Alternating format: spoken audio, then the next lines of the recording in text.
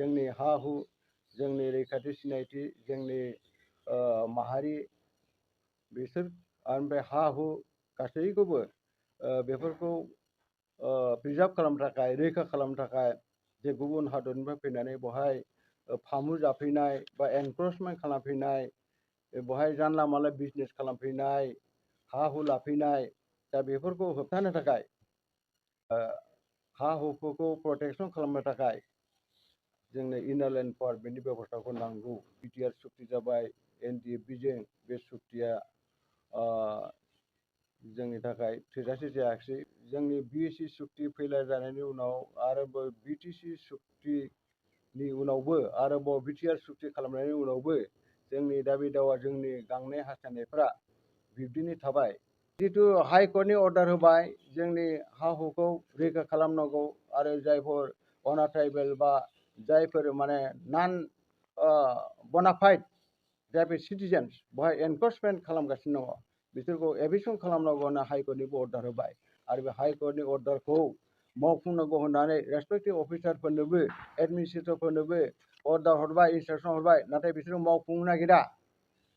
माने बिसोरनि ब्युरोक्रेट्सफ्रा, बिसोरनि अफिसारफ्रा जोंनि हेंथा, जोंखौ जेब्लायबो मदद खालामा, जोंनि रैखाथिनि बाथ्राखौ बिथांमोना सिन्था खालामा। बेवहाय गोदानै जोङो इनार लाइन पारमिटनि बाथ्राखौबो बेवहाय मख'दों। असमिया रावा जेसेबां गोजौसिम बे माने मोनसे अफिसियेल राव हिसाबै मर्यादा मोनदों, बर' रावाबो बे एखे मर्यादाखौनो मोनदों। गतिके असमिया रावा जेरैबायदि सुबिदा खाबु, जेरैबायदि मोनसे मर्यादा मोनदों आसामाव, बर' रावाबो बेबायदि मर्यादाखौ मोननांगौ। जेबो जोङो गोजोननाय मोनाखिसै, दावगानाय मोनाखिसै। दा बेनिखायनो एक्स भलन्टियार फर्सआ एबसुनि गोदोनि दाबि सेपारेट स्टेट बड'लेण्ड भारत संबिजितनि 2, 3, 4 आर्टिकेल मथै सृष्टि खालामनांगौ होननानै गोदानै आरोबाव दाबि दैखांफिनदों। 2025 मायथाइनि दिनै गिबि 1 जानुवारि अक्ट' खालि जोंनि एक्स भलन्टियार फर्स अर्गेनाइजेसना बयनोबो जोङो हामग्लायनाय, खुलुमनाय, गोजोननाय बावहरदों। बुहुमनि जेराव जेराव बर' फिसाफोर दङ, बिथांमोननिसिम जोङो जोंनि खुलुमनायखौ बावहरदों, गोजोननायखौ हरदों आरो बिथांमोननि गोदान बोसोरनि जौगानाय, गोजोननाय जोङो हास्थायदों। जायनि बे गोदान बोसोरा बयनिबो थाखाय गोजोननाय लाबोथों, दावगानाय लाबोथों, जोंनि मिजिंफ्रा जाफुंथों, जों बेखौनो हास्थायदों। दा दिनै जोंनि एक्स भलन्टियार फर्सनि जिल्ला आफादनि बिथां आफादगिरि दं आरो नेहाथारि दं, बिथां बालु ब्रह्म आरो प्रफुल्ल नार्जारि, आरो लोगोसे सेन्ट्रेल कमिटिनि जोंहा चक्र ब्रह्म बिथांबो दङ आरो डिस्ट्रिक्ट कमिटिनि गुबुन गुबुन बिबानगिरिफोर दङ आरो सोद्रोमा बिथांमोन दङ। आंजों लोगोसे आं बिथांमोनखौबो दिनैनि बे गोथार अक्ट'आव साबायखर होदों। जोंनि एक्स भलन्टियार फर्सनि जिबिलाक मिजिं, जिबिलाक हास्थायनाय, दावगानाय, जोङो जोंनि दाबि दावा बेफोर जाफुंसारथों, बेखौ मिजिं खालामदों। दा जोंनि बे एक्स भलन्टियार फर्सनि जिथु जोनोम, बे जोनोमा 2022 मायथाइनि 18 डिसेम्बर खालि जोनोम जादों आरो बेनि उनाव जोंनि बे एक्स भलन्टियार फर्सआ गोदोनि एबसुनि दाबि बा भलन्टियार फर्सनि जेब्ला दाबिमोन, बड'लेण्ड हादोर सोरजिनाय आरो बेनिफ्राय खोलाहा बर' ट्राइबेलफोरनि थाखाय डिस्ट्रिक्ट काउन्सिल सोरजिनाय आरो बेनिफ्राय कार्बि आंलंनि बर'फोरखौ डिस्ट्रिक्ट काउन्सिलाव ST हिसाबै थिसननाय, रिजनेल काउन्सिल दानाय, बेफोर दाबिखौ लानानै जों गोदोनिफ्राय एबसु आरो बेनिफ्राय भलन्टियार फर्स लोगोसेयै जोङो सोमावसारबोदोंमोन।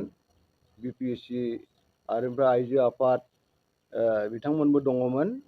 दा बे दाबिखौनो जों दिनैसिम जाफुंनाय नुयैखाय जोङो आरोबाव एक्स भलन्टियार फर्सनिफ्राय जोङो बेखौ दाबिखौ दैखांफिनदों। जोङो बावैसो बे दाबिखौ लानानै दिल्लीयाव मोनसे डेलिगेसन थांदों। बे डेलिगेसन टीमाव जोंनि सेन्ट्रेल भलन्टियार फर्सनि आफादगिरि जोंब्लाव बड'सा आरो बेनिफ्राय बिथांजों लोगोसे गासै 12सा डेलिगेसना दिल्लीयाव सहैदों आरो बिथांमोनखौ मदद खालामदों एमपि एक्स एमपि क'क्राझारनि सानसुमा खुंगुर बसुमतारी बिथाङा। दा बिथांमोना 18 अक्ट'खालि डिसेम्बरनि दिल्लीयाव सहैदों आरो बेनिफ्राय 20 अक्ट'खालि डिसेम्बरनि tribal affairs minister union tribal affairs minister Jual अरामखौ लोगो हमनाय जादों आरो बिथांनो मेम'रेन्डाम गथायदों आरो जोंनि दाबि दावा गांनाय हास्थायनायनि सोमोन्दै बिथांनो फोरमायदों आरो बिथाङा जथेस्थ' गोसो होनानै जोंनि दाबि दावाखौ बिथाङा खोनासंदों। रायलायनायाव बिथाङा जोबोद जोंनि डेलिगेसन टीमखौ जथेस्थ' बिथाङा गुरुत्व होदों आरो बिथाङा उनहालागैबो दिल्लीयाव थांनानै सेन्ट्रेल मिनिस्टारफोरखौ लोगो हमनानै सम सम सावरायबाय थानायनि बाथ्राखौ बिथाङा फोरमायदों आरो बिथांनि उनावहाय 24 अक्ट'खालि प्राइम मिनिस्टार हम मिनिस्टार आरो बेनिफ्राय प्रेसिडेन्ट आरो बेनिफ्राय सर्बानन्द सन'वाल बिथांमोननिसिम अफिसाव थांनानै बिथांमोनखौ लोगो हमनो हायाखैब्लाबो बिथांमोननि सेक्रेटारिनो मेम'रेन्डामखौ गथायनानै होबोनाय जादों आरो बेनि उनावहाय सानसुमा खुंगुर बसुमतारीजों लोगोसे जोंनि डेलिगेसन टीमा आरोबाव माखासे मिनिस्टारफोरखौ लोगो हमबावदों जेरैहाय सेन्ट्रेल माननीय social justice and empowerment minister Ramdas Athawale बिथांखौबो लोगो हमदों। दा बे हिसाबै जोंनि लोगो हमनाय मेम'रेन्डाम गथायनाय आरो सेन्ट्रेल गभर्नमेन्टजों सावरायनायनि दा बे फिथाइया मोजाङैनो जालांदों। दा जोङो आसा खालामदों सेन्ट्रेल गभर्नमेन्टआ जोंनि दाबि दावाफोरखौ थाबैनो जाफुंहोगोन, जोंनि हास्थायनायफोरखौ बिथाङा जाफुंहोगोन, जों बेखौ मिजिं खालामदों। दा बेनि उनावहाय जोंनि सेन्ट्रेल डेलिगेसन टीमा फैफिननानै जोंनि जायगा जायगा मेल मिटिं खालामनानै बे बाथ्राफोरखौ फोरमायदों रायजो राजाफोरनो जे दिल्लीयाव जिथु सावरायनाय बे सावरायनायनि फिथाइखौ बोरै जाखो, माबायदि रेसपन्स होदों आरो जोंहा मावनांगौ खामानिया मा जागोन उनहालागै बेफोरनि सोमोन्दै जोंनो बे सेन्ट्रेल डेलिगेसन टीमा मिथिहोदों रायजो राजाफोरनो।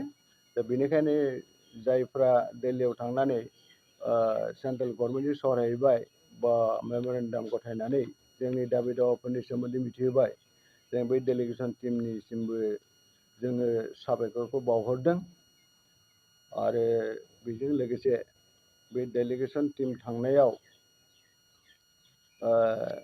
जिबिलाक जोंहा रांखावरि जिबिलाक खरसा जाबाय, दा बेफोरखौ जायफोरा मदद खालामदोंमोन जोंखौ रायजो राजाफ्रा बा सोरबा सोरबा बिजनेसमेनफ्रा, जों बिथांमोनखौबो जोङो एक्स भलन्टियार फर्स जानानै जोङो साबायखर बावहरदों। बिथांमोननि बै रांखान्थि अनसुंथाइ नङामोनब्ला हयथ' दिल्लीयाव थांनानै जोङो सेन्ट्रेल गभर्नमेन्टखौ लोगो हमहैनाया एसे असुबिदा जागौमोन। बेनिखायनो बिथांमोनखौ जों साबायखर होदों आरो उनहालागैबो जोंखौ बेबादि मदद खालामलांबाय थागोन होननानै जों मिजिं खालामदों। दा जोंनि एक्स भलन्टियार पस्टखौ दानो गोनां जानायनि ओंथिया बा बाथ्राया बेनोदि जे जोङो दुलाराय बर' फरायसा आफादा सोमावसारबोदों।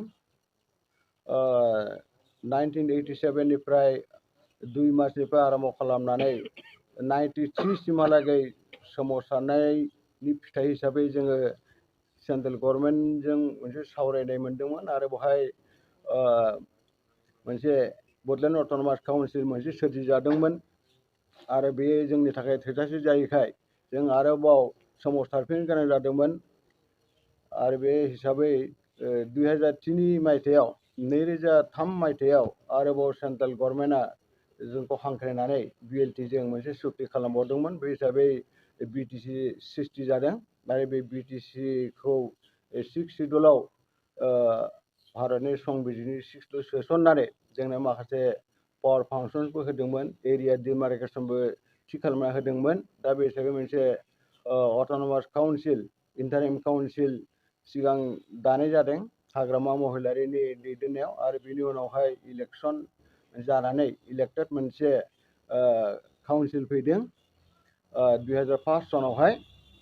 दा बे हिसाबै बड'लेण्ड टेरिटरियेल काउन्सिल अर्थात बिटिएडि एरिया आरो बेनिफ्राय सरकारा जाहैबाय बिटिसि। बे बिटिसि गभर्नमेन्टआ सालायदों 2020हालागै 2020हालागै। बेनि उनावहाय बिटिआर सुक्ति जाबाय एनडिएफबिजों। बे सुक्तिया जोंनि थाखाय थोजासे जायाखिसै। बेखौ इमप्लिमेन्टेसन खालामनायावबो गभर्नमेन्टआ गोसो होआखिसै। बे हिसाबै बे दाबो जाफुङाखै।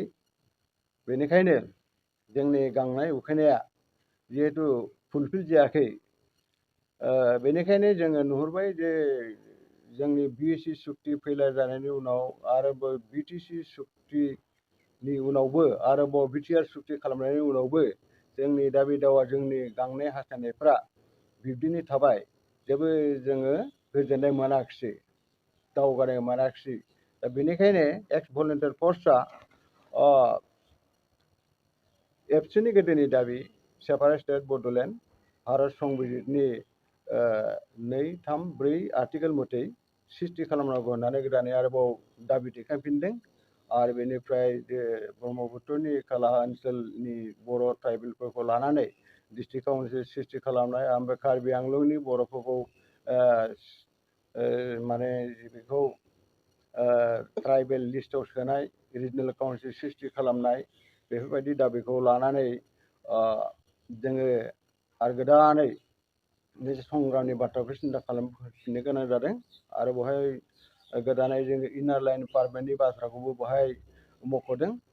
मानोना ब्रिटिशफ्रा 1878आव जितु इनार लाइन पारमिटनि जितु बेब'स्था खालामदोंमोन, इन्ट्रडाक्सन खालामदोंमोन, बे जथेस्थ' खामानि होदोंमोन जे गुबुन हादरनिफ्राय फैनाय मानसिफोरखौ बेवहाय बेखौ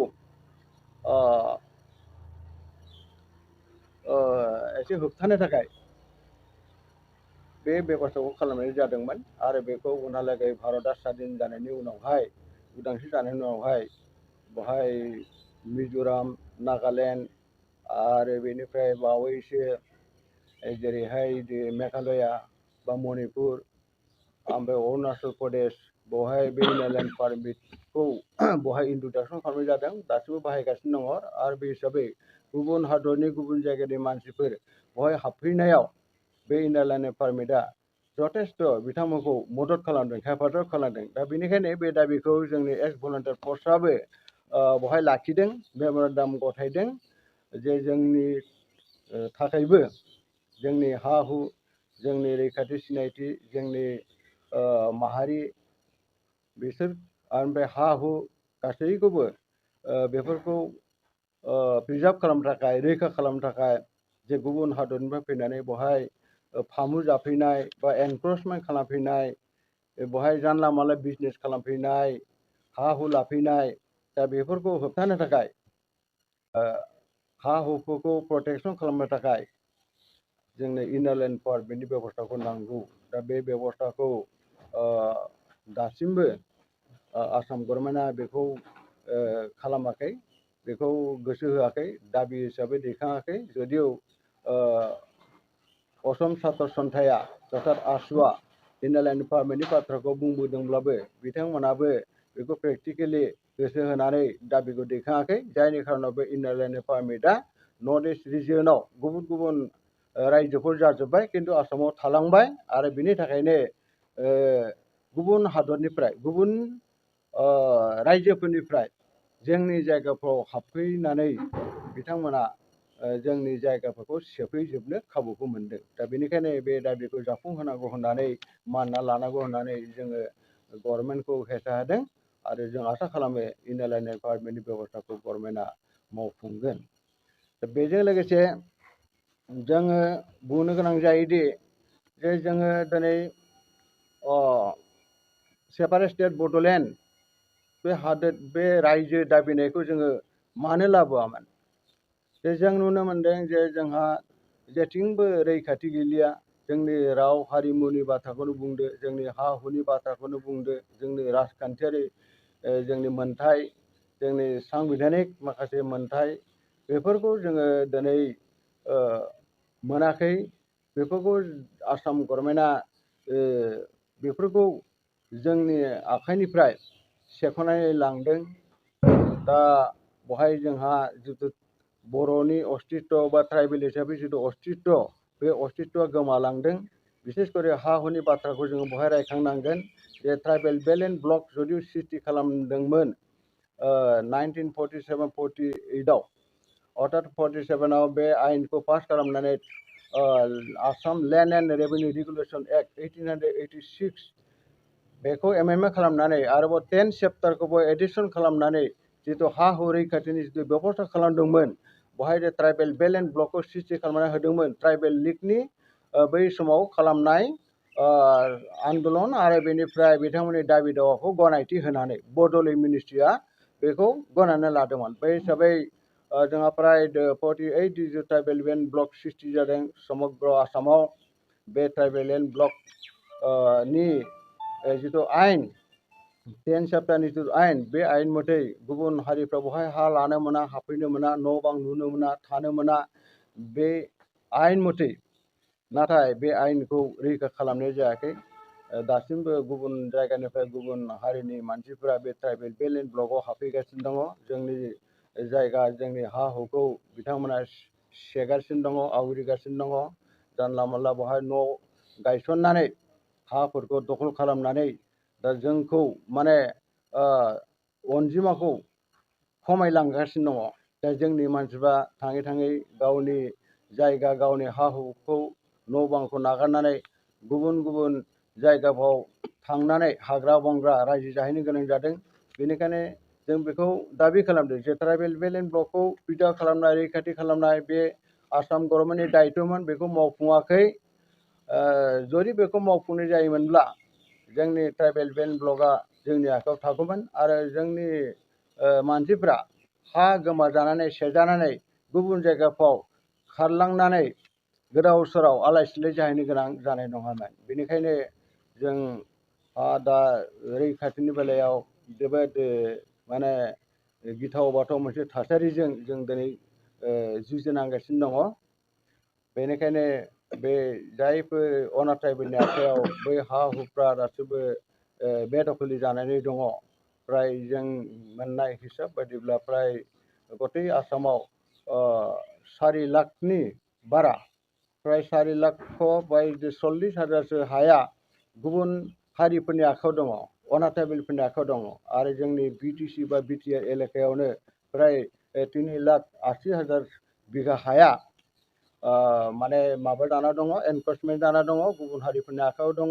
आरो बे हाखौ उद्धार खालामनांगौ होननानै इतिमध्य हाइकर्टआवबो मोनसे केस जालांबाय हाइकर्टआ मोनसे राय होबाय जे बे लेन्ड ब्लकखौ रैखा खालामनांगौ बेखौ उद्धार खालामनांगौ आरो जायफ्रा बहाय बेदखल हिसाबै दङ बिसोरखौ माने एभिक्सन खालामनांगौ बिसोरखौ होखारनांगौ बे हिसाबै हाइकर्टनि अर्डार फैबाय आरो हाइकर्टनि अर्डार मथै बिटिसि सरकारनिफ्रायबो मोनसे अर्डार पास खालामनाय जादोंमोन रेसपेक्टिभ जेब्ला एसडिसि अफिस बा डिसि अफिस बिथांमोननो हरजोब्बायमोन इन्सट्राक्सन जे बेखौ मावफुंनांगौ बै हाइकर्टनि अर्डारखौ नाथाय बेखौ मावफुङाखै जायफोर एडमिनिस्ट्रेटर जेरै एसडिसि अफिस जेरै डिसि अफिस बिथांमोना बे हाबाखौ मावफुङाखै दिनैसिम बेनिखायनो जों सोरनि सायाव मा होननानै जों फोथायनाय लाखिनो जोंखौ सोर रैखाथि होगोन दिनै जुदि आयेन थाखानानैबो आयेनखौ मानिनानै सोलिया बै जिथु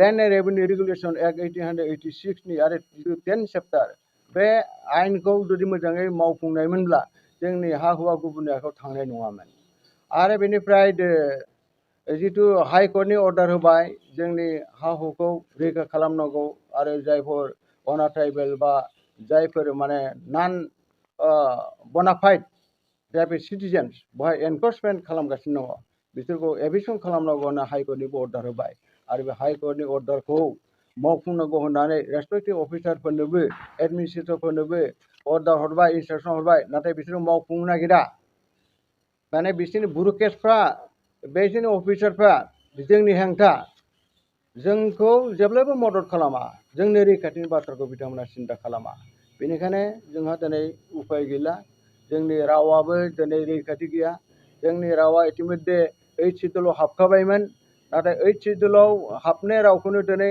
आसाम सरकारा बेखौ एसोसिएट लेंगुवेज होननानै बिथांमोना फोसावदों आरो बे बिटिआर सुक्तियाव बेखौ एसोसिएट लेंगुवेज हिसाबै फोरमायदों एसोसिएट लेंगुवेज हिसाबै फोरमायनानै बिथांमोना असमिया रावनि मोनसे सहयोगि राव हिसाबैसो बिथांमोना बेखौ फोसावनो नागिरदों नाथाय 8 शिड्युलाव बर' रावा हाबनाय लोगो लोगो बे भारतनि दासिम धरक 25 जिथु इन्डियान मेजर लेंगुवेज बेजों समानै बे मर्यादा मोनखाबाय बेनिखायनो असमिया रावा जेसेबां गोजौसिम बे माने मोनसे अफिसियेल राव हिसाबै मर्यादा मोनदों बर' रावाबो बे एखे मर्यादाखौनो मोनदों गतिके असमिया रावा जेरैबायदि सुबिदा खाबु जेरैबायदि मोनसे मर्यादा मोनदों आसामाव बर' रावाबो बेबायदि मर्यादाखौ मोननांगौ आरो पार्टिकुलार जोंनि बिटिआर एलेकायाव बा बिटिएडि एलेकायावहाय बर' रावा बे 1 नम्बर मर्यादा मोननांगौ बिनि उनावसो हारसा बा अन्यान्य नाथाय जों नुनो मोनदों जे जोंनि बिटिआर ओनसोलावबो अफिस कर्ट काछारिफ्रावनो जाथों बा अन्यान्य माखासे बे रोखोम बेनार सेनार लिरनायफ्राव असम माने गभर्नमेन्टनि माखासे अनुस्थान प्रतिष्ठानफ्रावनो जाथों बा अन्यान्य प्राइभेट एन्टारप्रिनार्सफोरनि माखासे जायगाफ्रावनो जाथों बिथांमोना बर' रावखौ 2 नम्बर 3 नम्बरावसो बाहायनो नागिरो आरो बेवहाय जोङो माखासे उदाहरन मोनदों जे बर' रावखौ जेब्ला 1 नम्बराव जायगा होनानै जेब्ला साइनबोर्डफोरखौ आलायनाय जादों अफिसफ्राव बै साइनबोर्डफोरखौ बिथांमोना बोख्लायदों बोखारदों आरो बिसोर जोगारदों दा बे जाहैबाय असम गभर्नमेन्टनि खेंसालियायै बेवहाय मदद थानो हागौ जायनि थाखाय माखासे संगठनफ्रा माखासे बे रोखोम बर' बेरेखा माखासे दलफ्रा हान्जाफ्रा बे खामानिखौ मावगासिनो दङ आरो बेखौ होबथानो थाखाय जेबो एडमिनिस्ट्रेसनफोरा राहा लानाय जायाखै जायनि खारनाव बर' रावा 8 शिड्युलाव हाबखादोंब्लाबो दा बेखौ बिथांमोना गनायनो नागिराखै मर्यादा होनो नागिराखै बरंच बेखौ मोनसे असमिया रावनि गाहायाव दोननो नागिरदों दा बेनिखायनो जोंनि राव थुनलाइया बोरैबा जौगानो खाबु मोनगोन बेनिखायनो बेफोर बाथ्राखौ जोङो सिन्था खालामनानै जोंहा जेथिंबो रैखा गैलिया होननानै हा हुनि फारसेबो रैखा गैला जोंनि राव थुनलाइ हारिमु बेवहायबो जोंहा रैखाथि गैलिया आरो बे साख्रि बाख्रियावबो दिनै नुनो मोनबाय जे जोंहा बिटिसि गभर्नमेन्ट जानायनि उनावहाय प्राय 75% जोंनि मानसिफ्रा साख्रिफोरखौ सुबिदा मोनोमोन नाथाय बे सुबिदाफोरखौ दिनै जोंनि आखाइनिफ्राय सेना लांनानै आसाम गभर्नमेन्टआ जोंखौ साख्रि बाख्रियावबो जथेस्थ' डिप्राइभ खालामगासिनो दङ बेखौनो जोङो जोबनायाव जोङो खावलायदों रायजोफोरखौ जे दिनै जोङो जा मोनसे सिमां नुदोंमोन। बे सिमांखौ जाफुंहोनायाव बयबो जोंखौ लोगो लाफानांगौ, हेफाजाब खालामनांगौ। बड'लेण्ड नङाबा जोंहा खुनु प्रकारे जोंनि गांनाय उखैनाय हास्थायनाय जाफुंनाय नङा। बेनिखायनो बे बड'लेण्ड जिथु हादोर, जिथु रायजो सृष्टि खालामनायनि जिथु दाबि, बे दाबिखौ जोङो दैखांफिनदों आरो बेखौ बयखौबो जेरै मदद खालामनो थाखाय, आवगायबोनो थाखाय जोंनि एक्स भलुन्टियार फर्सजों लोगोसे रायजो राजाखौ जोङो आवगायबोनो थाखाय जोङो खावलायदों। आरो दिनै गोदान बोसोराव खुलुमनाय आरोबाव फिन बावहरनानै बयनिबो जौगानाय दावगानाय हास्थायनानै आरो दिनै बेवहाय जाय मिडियानि गेजेरजों जोंनि बाथ्राफोरखौ फोसावनो थाखाय बिथांमोना जोंखौ लेंहरदों, मदद खालामदों। आं बिनि थाखाय बिथांमोनखौ साबायखर होदों। एसेनोसै।